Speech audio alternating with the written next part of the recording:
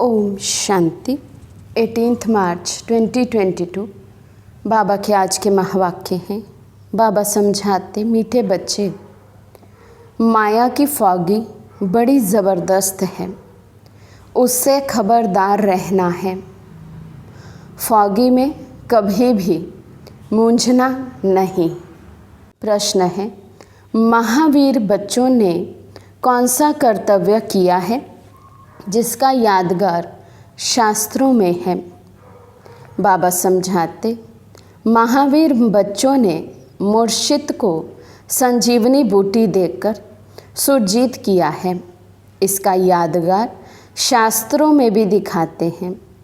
तुम बच्चों को तरस पड़ना चाहिए जो सर्विस करते करते बाप से वर्षा लेते लेते किसी भी कारण से बाप का हाथ छोड़कर चले गए। उन्हें पत्र लिखकर सुरजीत करो। पत्र लिखो कि तुम्हें क्या हुआ जो तुमने पढ़ाई छोड़ दी, बदनसीब क्यों बने। गिरते हुए को बचाना चाहिए।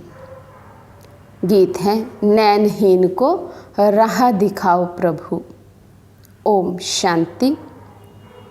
ये गीत बहुत कॉमन गीत है। हे भगवान, अंधों की लाठी बनो, क्योंकि भक्ति मार्ग में ठोकरें बहुत खाते हैं परंतु बाप को नहीं पाते। आत्मा कहती है, हे बाबा, मैं आपसे मिलने के लिए इस शरीर द्वारा बहुत ही भटकी। आपका रास्ता बहुत ही कठिन है। ये तो ज़रूर मनुष्य समझते हैं कि जन्म जन्मांतर हम भक्ति करते आए हैं। ये नहीं जानते कि हमको ज्ञान मिलना है, तब हम नैनहीन से सज्जे बनेंगे। भक्ति मार्ग का कायदा है भक्ति करना, धक्का खाना।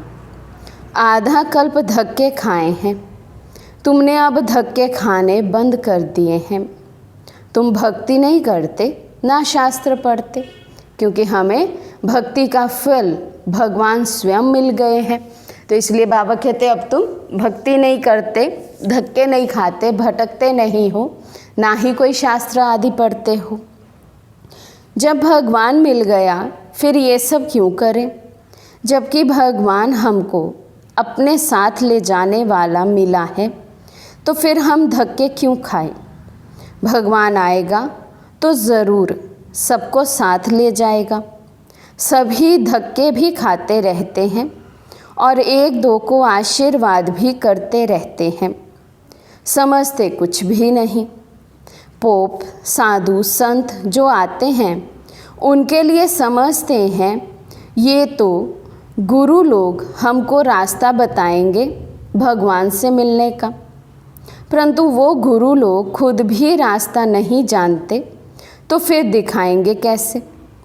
आशीर्वाद देते हैं तो भी सिर्फ इतना कह देते हैं, भगवान को याद करो, राम राम कहो। जैसे रास्ते में कोई से पूछो फलाना स्थान कहाँ है, तो कहेंगे इस रास्ते से चले जाओ तो पहुँच जाएंगे। ऐसे नहीं कहेंगे साथ ले चलते हैं। तुमको रास्ता चाहिए वे बता देते हैं, परंतु साथ में कोई गाइड तो चाहिए ना। बिगर गाइड तो मूंझ पड़ेंगे। जैसे तुम भी एक दिन फॉगी के कारण जंगल में मूंझ पड़े थे। ये माया की फॉगी बड़ी ज़बरदस्त है। स्टीमर वालों को फॉगी के कारण रास्ता दिखाई नहीं देता, बड़ी खबरदारी रखते हैं। तो ये फिर है माया की फॉगी। कोई को रास्ते का पता नहीं पड़ता, जब तब तीर्थ आदि करते रहते हैं। जन्म जन्मांतर भगवान से मिलने के लिए भक्ति करते आए हैं।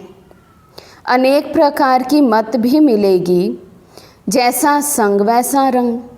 हर जन्म में गुरु भी करना पड़े। अब तुम बच्चों को सतगुरु मिला है। वे खुद कहते हैं, मैं कल्प कल्प आकर तुम बच्चों को वापस घर ले जाता हूँ, फिर विष्णुपुरी में भेज देंगे। अब हम बाबा से वर्षा ले रहे हैं।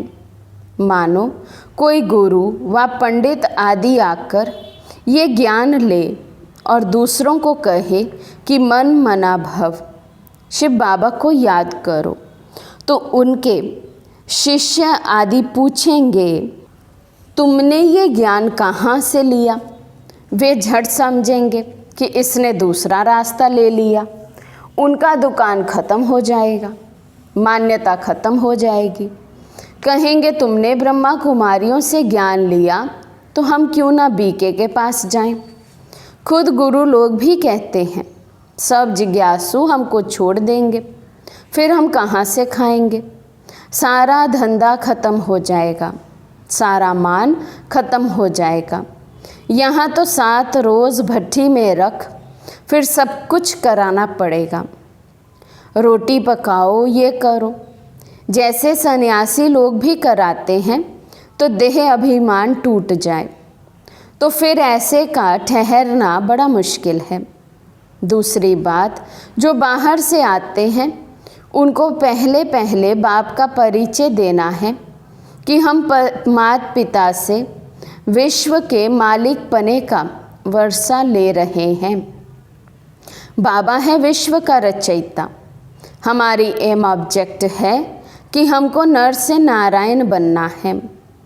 तुमको भी दाखिल होना है तो 8 रोज़ आकर पढ़ना है। बड़ी भारी मेहनत है, इतना अभिमान कोई तोड़ ना सके। ऐसे ऐसे आदमी जल्दी आ नहीं सकते। बाप समझाते हैं कि तुम भाई बहन हो, एक दो को समझा सकते हो। समझो कोई बच्चे हैं जो बहुत अच्छी सर्विस करते थे, बहुतों को समझाते थे, अब बाबा का हाथ छोड़ दिया है।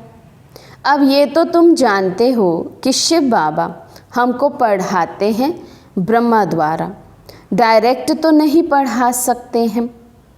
तो बाबा कहते हैं ब्रह्मा द्वारा स्थापना कराता हूँ, राजयोग सिखलाता हूँ। अगर कोई ने ब्रह्मा का हाथ छोड़ा तो गोया शिव का भी छोड़ा। विचार किया जाता है फलाने ने छोड़ा क्यों। नसीबदार बनने के बदले बदनसीब क्यों बने हो। तुम रूठे किससे? बहनों से रूठे होंगे। तुम जो इतना वर्षा लेने वाले थे, फिर क्या हुआ? बहनों से रूठकर, भाई बहनों से रूठकर, बाबा कहते पढ़ाई छोड़ दी, शिव बाबा से रूठ गए, शिव बाबा को छोड़ दिया, तो वर्षा तो बाबा से लेना था, भाई बहनों ने तो वर्षा किसी को देना नहीं है। तो नुकसान किसका हुआ? भाई बहनों का तो नुकसान हुआ नहीं। तो अपना ही बाबा कहते अहंकार के कारण नुकसान कर लेते हैं। क्या सिखलाने वाले बाप ने तुमको कुछ कहा जो पढ़ाई छोड़ दी और बदनसीब बन गए? बाबा भी पूछ सकते हैं तुमने राजयोग सीखना क्यों छोड़ा? तुम भी आश्चर्यवत बाबा का बनंती कथंती भागंती में आ गए, अपनी तकदीर को लकीर लगा दी। समय देख उनको लिखाना चाहिए। हो सकता है पत्र पढ़ने से फिर जाग जाएं। गिरते हुए को बचाना होता है। डूबने से किसी को बचाया जाता है तो आफरीन देते हैं, ये भी डूबने से बचाना है। बाबा कहते किसी को डूबते हुए को बचाओ तो वो आशीर्वाद देगा ना, आफरीन देगा, दुआ देगा। तो बाबा कहते कोई ज्ञान मार्ग को छोड़ जाए या अलबेला हो जाए, उसको फिर से ज्ञान और योग में अलर्ट कर देना, फिर से बाबा से उनका संबंध जोड़ देना। बाबा कहते ये भी जैसे कि डूबते हुए को बचाना है। ज्ञान की ही बातें हैं, लिखना चाहिए। तुमने खिवैया का हाथ छोड़ा है तो डूब मरेंगे। तैरने वाले लोग अपनी जान को जोखिम में रख दूसरों को बचाते हैं। कोई पूरा तारू नहीं होता तो खुद भी गुम हो जाता है। तुम भी कोई को डूबता हुआ देखते हो तो 10-20 चिट्ठियाँ लिखो। ये कोई इंसल्ट नहीं है। तुमने इतना समय हाथ पकड़ा, औरों को भी समझाया, फिर तुम कैसे डूबते हो? तुम प्रेम से लिखो, बहन जी तुम तो राजयोग सीख पार जाने वाली थी, अब तुम डूब रही हो। तरस पड़ता है तो बेचारे को बचावे, फिर कोई बचता है व नहीं, ये तो हुई उनकी तकदीर। दूसरी बात ये जो प्रदर्शनी में ओपिनियन लिख कर देते हैं कि यहाँ नर से नारायण बनने का मार्ग बताया जाता है, ये राजयोग बहुत अच्छा है, बस लिखा, बाहर निकला तो भूल गया। इसलिए जो लिखते हैं उनकी पीठ करनी चाहिए कि तुमने ये ओपिनियन लिख कर दिया, परंतु क्या किया? ना अपना फ़ायदा किया ना दूसरे का। पहली मुख्य बात है माता पिता की पहचान देनी है। इसलिए बाबा ने प्रश्नावली बनाई है, तो पूछो परम पिता परमात्मा से तुम्हारा क्या संबंध है, क्या वर्षा मिलता है, ये लिखाना चाहिए। बाकी सारी प्रदर्शनी समझाए, पिछाड़ी में लिखने से कोई फ़ायदा नहीं। मुख्य बात है माता पिता का परिचय देना। अब समझा है तो लिखो, नहीं तो गोया कुछ नहीं समझा। जिगरी समझाकर फिर लिखाना चाहिए बरोबर। ये जगत अम्बा जगत पिता है, वे लिख दे कि बरोबर बाप से वर्षा मिलता है।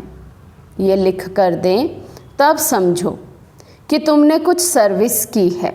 तो बाबा कहते किसी को हम ज्ञान सुनाते हैं, बाबा का बनाते हैं, लेकिन वो लिख कर दे, पूरी रीति वो ज्ञान में चल पड़े, आप समान बन जाए, तब बाबा मानेंगे कि हमने कुछ सर्विस की, कुछ सेवा की। फिर अगर ना आए तो चिट्ठी लिखनी है बरोबर ये जगत अम्बा और जगत पिता है, तो फिर वर्षा लेने क्यों नहीं आते? अचानक काल खा जाएगा। मेहनत करनी चाहिए प्रदर्शनी की, उससे मुश्किल कोई 2-4 निकले तो फ़ायदा क्या हुआ? बच्चों को पुरुषार्थ करना चाहिए, आना छोड़ दे तो चिट्ठी लिखनी चाहिए। तुम बेहद के बाप से वर्षा लेते थे, फिर माया ने तुमको पकड़ लिया है, प्रभु का तरफ छोड़ देते हो, ये तो तुम अपना पद भ्रष्ट कर देंगे। जो महावीर होगा वे झट संजीवनी बूटी देंगे। ये बेहोश हो गया, माया ने नाक से पकड़ लिया तो उनको बचावे। इतनी मेहनत करे तब कोटों में कोई निकले। जांच करनी पड़े कि ये सैम्पलिंग कैसा है। बच्चियां लिखती हैं कि हमारा गला घुट गया है, परंतु तुम जास्ती बातों में जाओ ही नहीं। पहली मुख्य बात समझाकर लिखाओ, फिर और बात। एक ही त्रिमूर्ति के चित्र पर पूरा समझाना है। निश्चय करते हो तो तुम्हारे माँ बाप हैं, इनसे वर्षा मिलना है। कोई कितना भी बूढ़ा हो, ये 2 अक्षर तो सबको समझा सकते हैं ना। अगर ये 2 अक्षर भी धारण नहीं होते तो बाबा समझ जाते हैं कि इनकी बुद्धि कहाँ किचड़े में फंसी हुई है। मुख से ज़्यादा नहीं बोलना है, सिर्फ बाबा और वर्षे को याद करो। वर्षा है विष्णुपुरी, जिसके तुम मालिक बनते हो। बाबा अति सहज कर समझाते हैं। अहिल्याएँ कुब्जाएँ कैसी भी हो, वर्षा पा सकती हैं, सिर्फ श्रीमत पर चलें। देही अभिमानी बनना तो सहज है।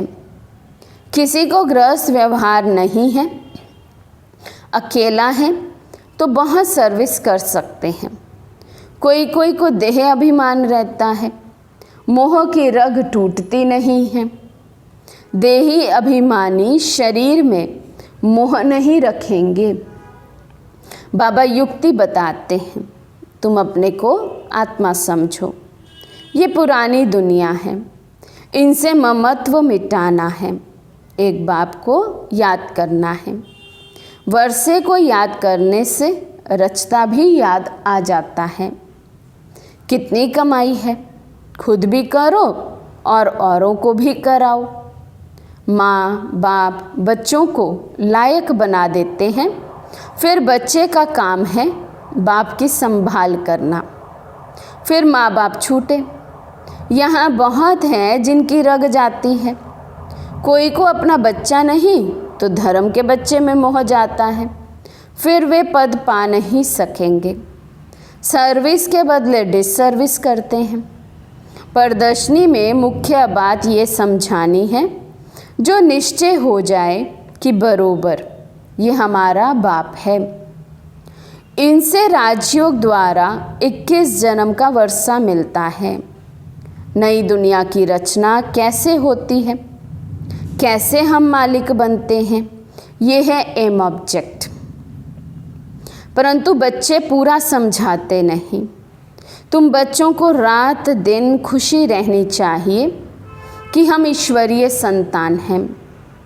वहाँ विष्णु की दैवी संतान को इतनी खुशी नहीं होगी जितनी अब तुम ईश्वरीय संतान को है। अभी तुम ईश्वरीय संतान बने हो, फिर तुम ही विष्णु की संतान बनेंगे, परंतु खुशी अभी है। देवताओं को ईश्वरीय संतान से ऊंचा नहीं कहेंगे, तो ईश्वरीय संतान को कितनी खुशी होनी चाहिए। परंतु यहाँ से बाहर निकलते ही माया बिल्कुल ही भुला देती है। तो समझो तकदीर में राजाई नहीं है, बहुत मेहनत करनी चाहिए। माया ऐसी है जो वहाँ का वहाँ ही थप्पड़ लगाकर भुला देती है। अच्छा, मीठे मीठे सिकी लदे बच्चों प्रति माता पिता बाप दादा का याद प्यार और गुड मॉर्निंग। रूहानी बाप की रूहानी बच्चों को नमस्ते। हम रूहानी बच्चों की रूहानी बाप दादा को दिल व जान सिकवा प्रेम से नमस्ते नमस्ते नमस्ते जी। धारणा के लिए मुख्य सार। फर्स्ट पॉइंट, मोह की सब रगे तोड़ इस पुरानी देह और दुनिया से ममत्व निकाल सर्विस में लग जाना है। बाप और वर्षे को याद कर कमाई जमा करनी है। सेकंड पॉइंट, अच्छा तैरने वाला बन सबको पार लगाने की सेवा करनी है। श्रीमत पर चलना है, बुद्धि कीचड़े में नहीं लगानी है।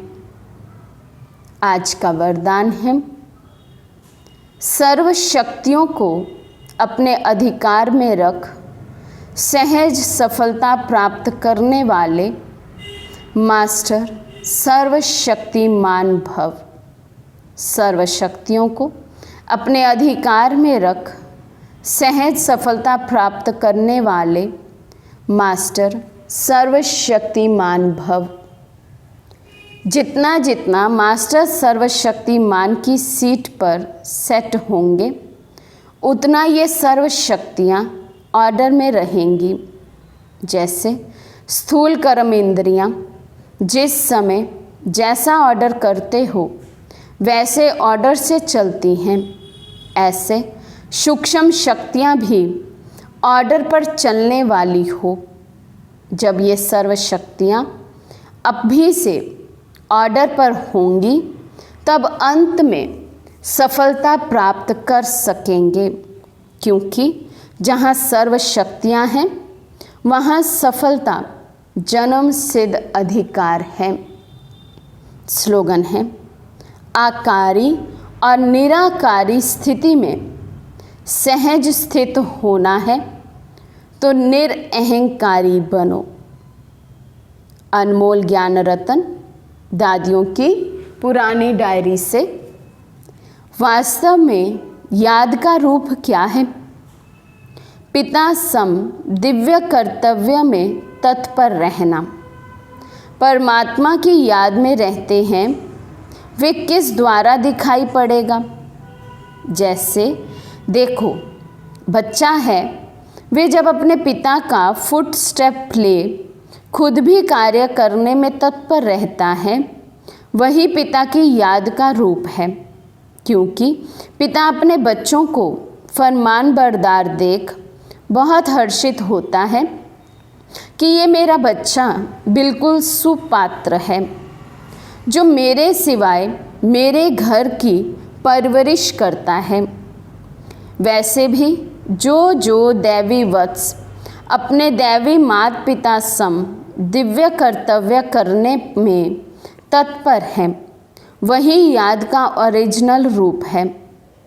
जिस स्वस्वरूप में माता पिता स्थित रहते हैं, उस ही स्वस्वरूप में बालक भी स्थित रहने से दोनों की तार आकर कनेक्ट होती है और पिता पास शीघ्र ही जाए पहुंचते हैं। पिता भी कहता है कि ऐसे वत्स मेरे से मिले ही पड़े हैं, अर्थात वे एक साक्षात मेरा ही स्वरूप है। इस रीति अंतर्मुखता में रह साइलेंस से परमात्मा को भी समीप खींच लेते हैं। अच्छा, ओम शांति।